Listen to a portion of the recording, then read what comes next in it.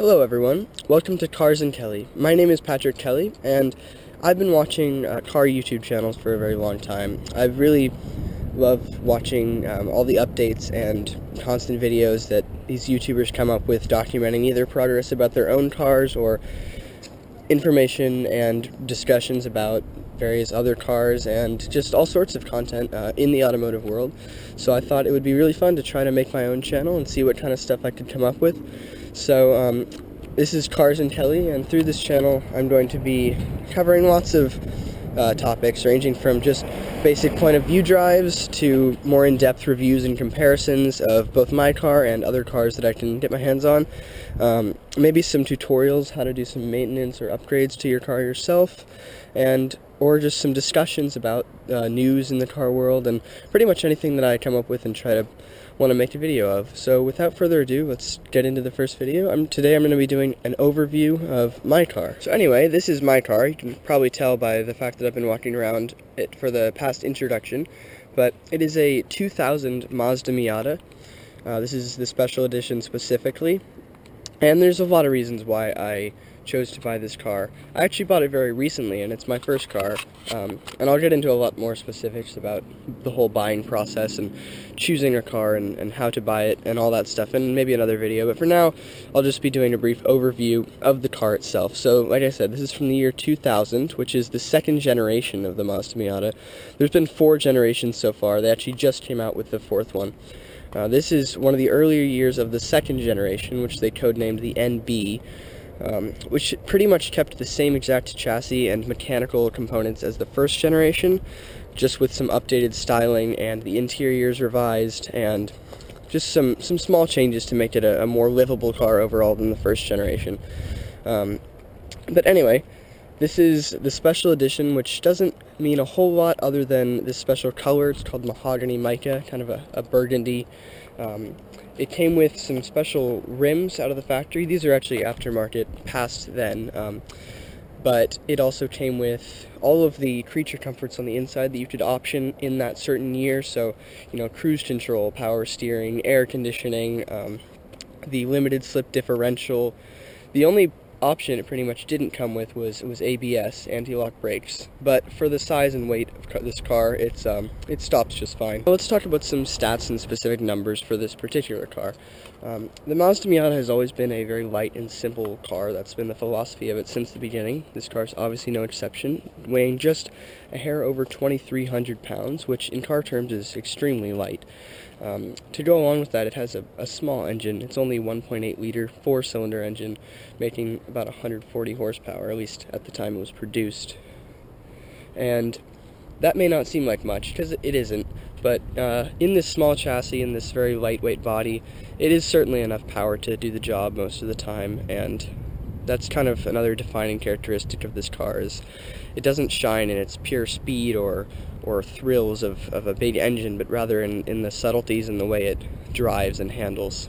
Let's talk about transmissions for a minute, namely that Mazda and the team developing the Miata knew very well the audience they were catering to, and that is they wanted a stick shift, a manual transmission, and that is because the average buyer of a Miata really was buying it for more than just getting from point A to point B, but the involvement and the level of engagement the driver had to provide in order to drive this car, and that's why a manual transmission is such a popular choice among car enthusiasts, because it just gives you that extra level of control and just the way the car drives in any situation is much more up to the driver instead of in the hands of the car.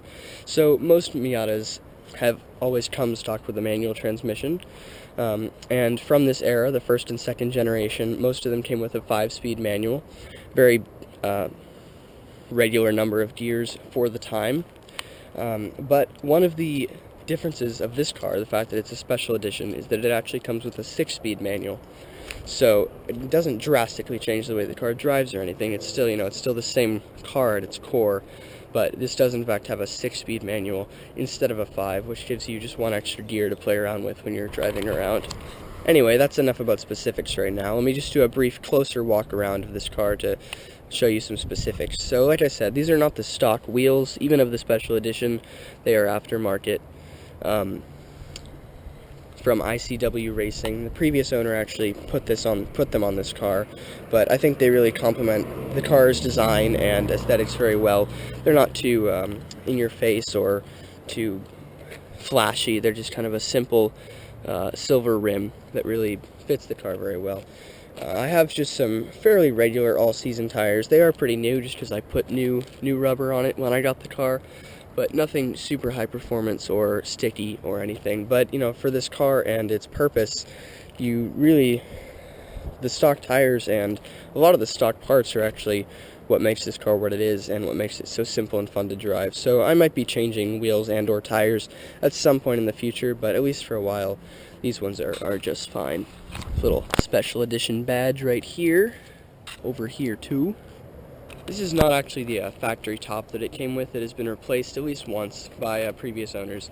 This is a vinyl, it's a soft top, of course, because most of them are, but it's a vinyl soft top instead of a canvas or cloth or any sort of more weather vulnerable materials. So of course it's not as secure and weatherproof as a standard hardtop car, but it does provide very adequate protection against rain and the seasons.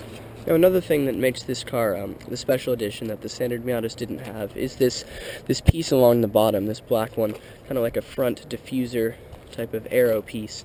The standard Miatas of this year did not have that, and it's actually the body color underneath. It's the paint, but I put a black Plastidip kind of spray rubbery coating over it to protect it from the elements and to give it kind of a unique look. I did that to these side skirts as well as the mud flaps on both sides.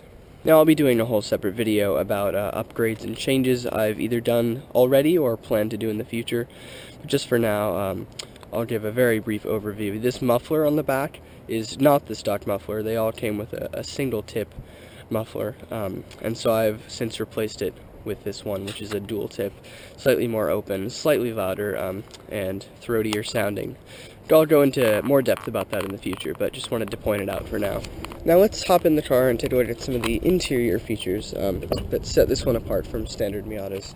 So the first thing we notice as we jump inside here is all the interior, the paneling and the steering wheel and the stereo, and it's all kind of more upscale for the time. Again, not by modern standards, but for the year that this came out, in 2000, this was the highest trim level Miata you could buy. So, like I said, cruise control over here, fog lights, this nice wood steering wheel, handbrake, and shifter.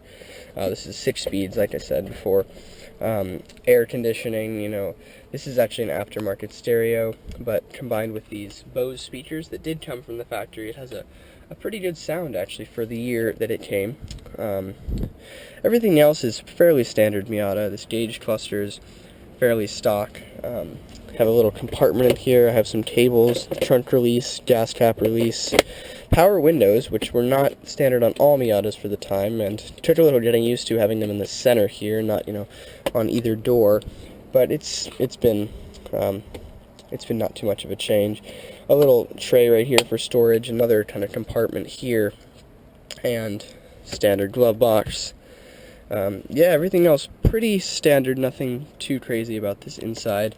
Back here there's a little flap you can pull up when you have the top down, just to maybe provide a little bit of wind protection. Not sure how much I can vouch for that, but it's there. This is not the stock top, like I said, so it's actually a glass one with a rear defroster. Not the stock ones did not have that, so gives it a little bit more usability every day, especially in colder times. Obviously, this car is a convertible, so this video wouldn't be complete without a little demonstration of the top. So it's a very simple mechanism. I'm actually really grateful that it's not a power top or anything fancy like that. It's just very simple, very little to go wrong, and very easy to do in any situation. So you just fold down these flaps. There's a little clip on either side. And then this handle in the middle, you just grab that, hold it down, there you go.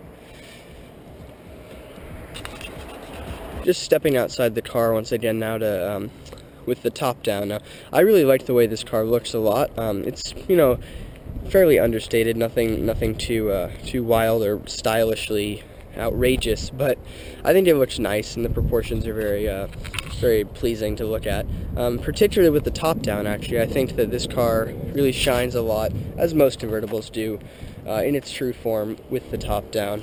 Anyway, I have lots more planned for the future of this car and this channel, making plenty of videos I have in store about changes I've already made, changes I'd like to make, even more specifics about this car and the process of buying it, narrowing it down to this specific model, why I'm so interested in this car in general, and just a lot of videos I have in store. I'm really excited to start this this journey on YouTube and see how it goes. So once again, this is Cars and Kelley. Thanks so much for stopping by and checking out my very first YouTube video, and I'll see you next time.